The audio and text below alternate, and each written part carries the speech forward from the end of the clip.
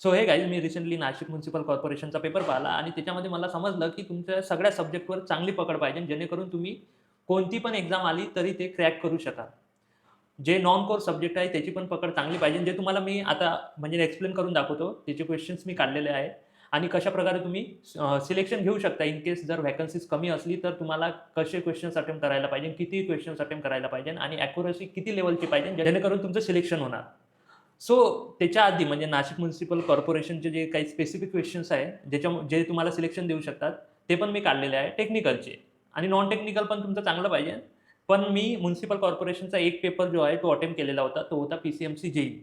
So हा 2023 मध्ये झालेला होता आय थिंक मेमध्ये आणि त्या एक्झाममध्ये माझं सिलेक्शन पण झालेलं होतं आणि मला 166 मार्क्स भेटले होते.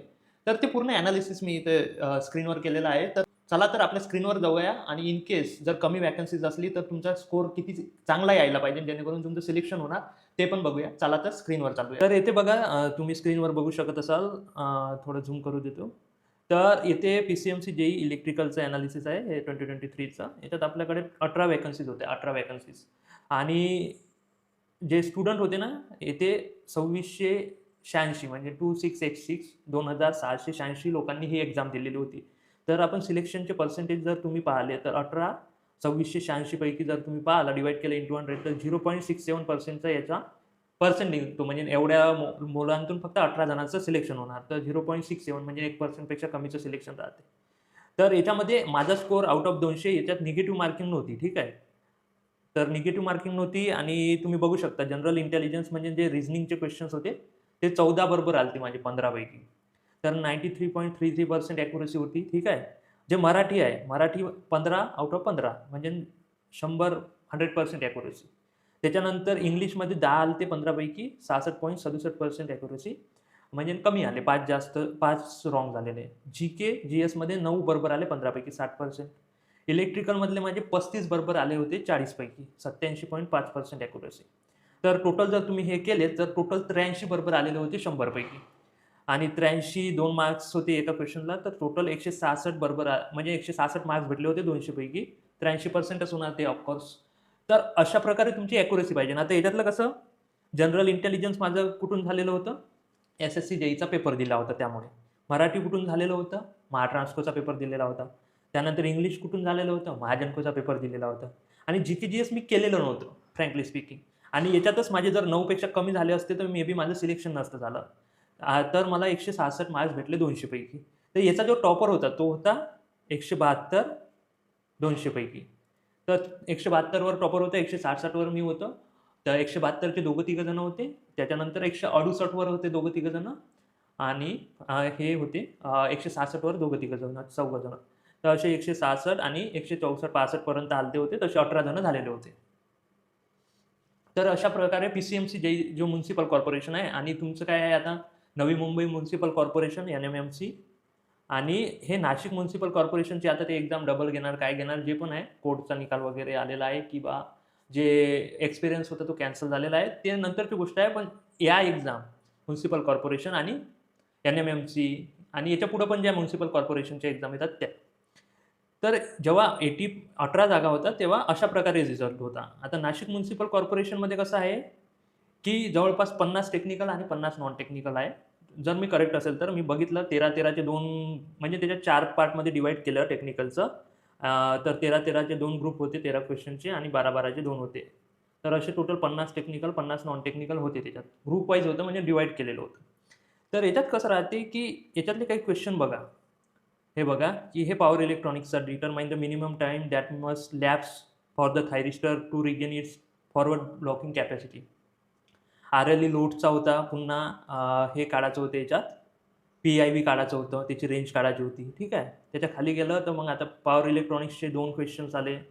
त्याच्यानंतर कंट्रोल सिस्टमचा एक आलेला होता, की व्हॉट इज द गेन के काढायचं होतं. त्याच्यानंतर कंट्रोल सिस्टमचा पुन्हा आला होता रूट लोकसची डेफिनिशन. त्याच्यानंतर रूट लोकसवर पुन्हा एक क्वेश्चन आलेला होता. तर बघा इथं पॉवर इलेक्ट्रॉनिक्स आणि कंट्रोल सिस्टमचे टोटल 5 क्वेश्चन झाले दोन्ही मिळून. डिजिटल इलेक्ट्रॉनिक्सचे 2 क्वेश्चन्स आलेले होते. ठीक आहे. फ्लो मीटरवर 2-3 क्वेश्चन्स दिसले मला.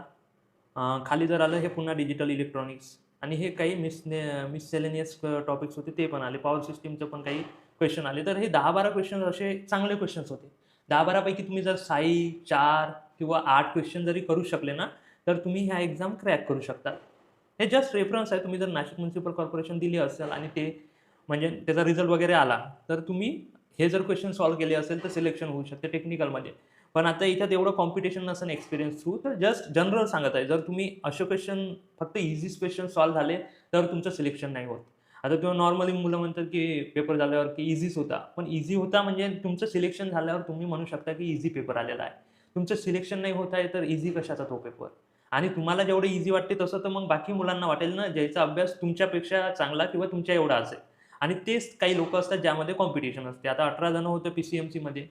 आता 18 जास्तीत जास्त 50 जण तर एकाच लेव्हलवर असन. पण ज्याचे हे क्वेश्चन्स बरोबर आलेले होते या रेंजमध्ये 162 किंवा 164 ते 166, 172 या रेंजमध्ये, तेवढ्याचं सिलेक्शन होणार. 18च्या खाली जर तुम्ही गेला तर नाही होणार. तर हे तुम्हाला बघावं लागेल जेव्हा तुम्ही म्युनिसिपल कॉर्पोरेशन किंवा कमी व्हॅकन्सीज म्हणजे 30, 40, 50, 40-50 व्हॅकन्सी पण जास्त होतात. पण हे जास्त म्हणजे येत नाही ना व्हॅकन्सीज. म्युनिसिपल कॉर्पोरेशनमध्ये आता इथं 7च आहे, तिथं 18 आहे. एन-एम-एम-सीमध्ये बघावं लागेल किती व्हॅकन्सी आहे, पण जास्त व्हॅकन्सीज नाही राहत. तर तेव्हा तुम्हाला accuracy plus number of question जास्त अटेम्प्ट करायचा आहे. म्हणजे जास्त क्वेश्चन्स अटेम्प्ट करून ते पण ॲक्युरेट. निगेटिव्ह मार्किंग नसेल तर मग तुम्ही काही क्वेश्चन्समध्ये गेस करू शकता. जसं माझे 106 म्हणजे 83 आले ना, तर बाकी मग 17 तर मी गेस केलेलं असेल आणि याच्यातली काही गेस केलेलं असेल मे बी.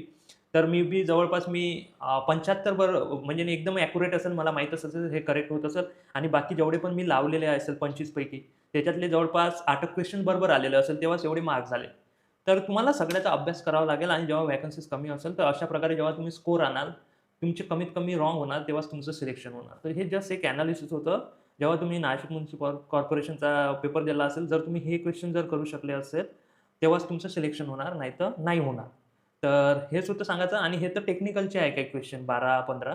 हे 12 तर मी काढलेले आहे आणि जे नॉन टेक्निकल आहे ते पण मोस्टली ॲक्युरेट पाहिजे. जसं इथे बघा मराठीमध्ये सगळेच्या सगळे करेक्ट आहे.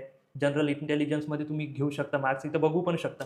माझे करेक्ट आले म्हणजे तुम्ही पण करूच शकता.